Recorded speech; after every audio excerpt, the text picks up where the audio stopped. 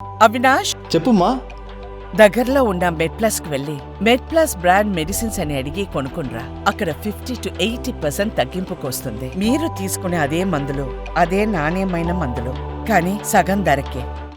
Telangana CM Revanth Reddy ఇవాళ వరంగల్లో పర్యటించనున్నారు. కాళోజీ కళాక్షేత్రం ప్రారంభోత్సవం, పలు అభివృద్ధి పనులకు శంకుస్థాపనలతో పాటు ఇందిరా మహిళా శక్తి విజయోత్సవ సభలో పాల్గొననున్నారు రేవంత్ రెడ్డి. హైదరాబాద్ నుంచి ప్రత్యేక హెలికాప్టర్లో మధ్యాహ్నం 2:30 వరంగల్కు వెళ్తారు. కాళోజీ కళాక్షేత్రం ప్రారంభోత్సవం, కాళోజీ ఆర్ట్ గ్యాలరీ సందర్శన కార్యక్రమంలో పాల్గొంటారు. పలు అభివృద్ధి పనులకు శంకుస్థాపనలు చేస్తారు. అనంతరం ఇందిరా మహిళా శక్తి విజయోత్సవ సభలో ప్రసంగించనున్నారు సీఎం రేవంత్ రెడ్డి.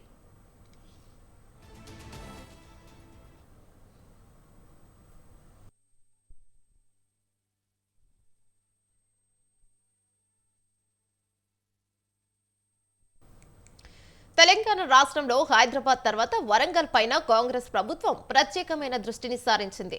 ఓరుగల్లు వాసులకు వరాల జల్లును కురిపించింది. ఇవాళ తెలంగాణ సీఎం రేవంత్ రెడ్డి పర్యటన నేపథ్యంలో ముందే వరుస శుభవార్తలను చెప్పింది. వరంగల్ మాస్టర్ ప్లాన్ కు ఎట్టకేలకు ఆమోదం లభించింది. వరంగల్ మహానగరాన్ని ప్రణాళికాబద్ధంగా అభివృద్ధి చేయడం కోసం రూపొందించిన మాస్టర్ ప్లాన్ ను ప్రభుత్వం ఆమోదించింది.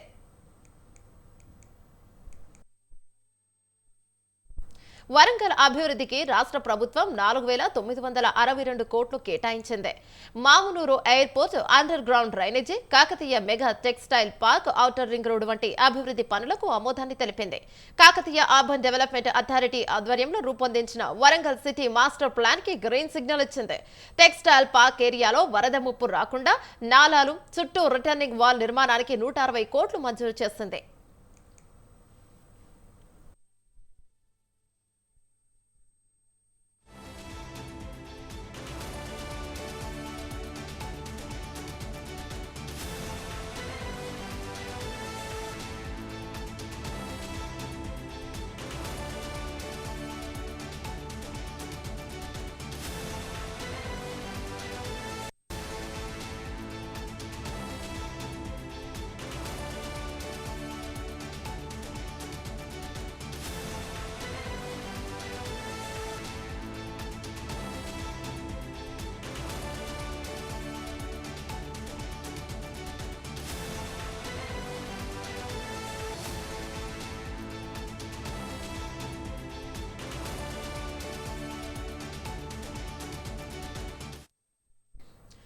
తెలంగాణ సీఎం రేవంత్ రెడ్డి ఇవాళ వరంగల్లో పర్యటించనున్నారు. కాళోజీ కళాక్షేత్రం ప్రారంభోత్సవం, పలు అభివృద్ధి పనులకు శంకుస్థాపనలతో పాటు ఇందిరా మహిళా శక్తి విజయోత్సవ సభలో పాల్గొననున్నారు రేవంత్ రెడ్డి.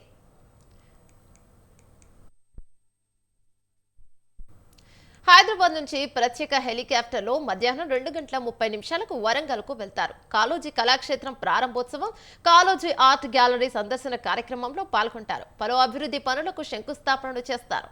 అనంతరం ఇందిరా మహిళా శక్తి విజయోత్సవ సభలో ప్రసంగించనున్నారు సీఎం రేవంత్ రెడ్డి.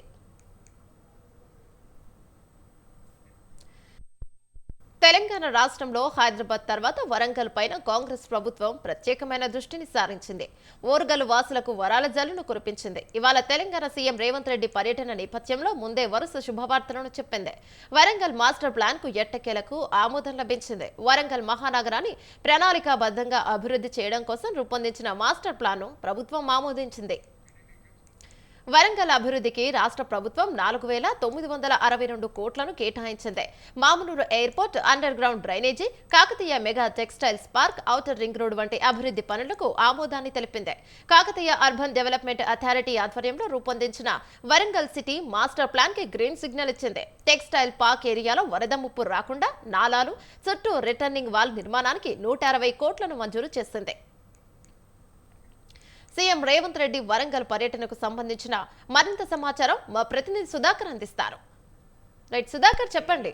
సైన్స్ కాలేజీకు రాష్ట్ర ముఖ్యమంత్రి రేవంత్ రెడ్డి రానున్నారు. ఈ యొక్క రేవంత్ రెడ్డి రానున్న సందర్భంలో కూడా ఈ యొక్క సభ ప్రారంభం మొత్తం సర్వం సిద్ధం చేయడం జరిగింది. ఈ యొక్క సభ ప్రాంగణానికి ఇందిరా మహిళా శక్తి నామకరణం కూడా చేయడం జరిగింది. ఈ యొక్క విజయోత్సవ సభ డిసెంబర్ 7వ తారీఖు వచ్చి అంటే సంవత్సరం కాలం పూర్తవుతున్న సందర్భంలో మొత్తం రాష్ట్ర వ్యాప్తంగా చూస్తే 3 ప్రాంతాల యొక్క భారీ బహిరంగ సభలు కూడా నిర్వహించనున్నారు. అందులో భాగంగా చూస్తే ఈరోజు వరంగల్ నగరంలో కూడా ఈ యొక్క భారీ బహిరంగ సభ కూడా నిర్వహించడం జరుగుతుంది. అదే కాకుండా చూస్తే ఇంకా వరంగల్కి సంబంధించిన పలు శంకుస్థాపనలు కూడా ఉన్నాయి. దాంతోపాటు చూస్తే అదే రకంగా అదేవిధంగా చూస్తే ఇక్కడ మొత్తం మీద ఈరోజు కాళోజీ కళాక్షేత్రం కూడా ప్రారంభించారు. కాళోజీ కళాక్షేత్రమే కాకుండా నయీం నగర్ పెద్దమూరి నాలా పైన కూడా ప్రారంభించే అవకాశాలు కూడా ఉన్నాయి, ప్రారంభిస్తారు. అదే కాకుండా మరికొన్ని మీషోలు కూడా ప్రారంభించే అవకాశాలు కూడా ఉన్నాయని చెప్పి చెప్తున్నారు. సీఎం ప్రోగ్రాంకి సంబంధించి కూడా ఈ యొక్క భారీ బహిరంగ సభతో పాటు వరంగల్ నగరంకి అభివృద్ధి కార్యక్రమంలో ముందంజలో ఉంటుందని చెప్పి చెప్పడం జరుగుతుంది. ఎందుకంటే రాష్ట్రంలోనే రెండో రాజధానిగా పిలువబడే వరంగల్ నగరానికి కూడా ఎక్కువ శాతం ప్రాధాన్యత ఇస్తున్నారని చెప్పి చెప్పడం జరుగుతుంది. ఇదే క్రమంలో చూస్తే ఇప్పటి వరకు వరంగల్ నగరంలో కూడా పెద్ద మొత్తంలో కూడా అభివృద్ధి కార్యక్రమాలకు 4,864 కోట్ల పైచిలకు వ్యయంతో పాటు యొక్క పలు అభివృద్ధి కార్యక్రమాలు కూడా చేయడం జరుగుతుంది.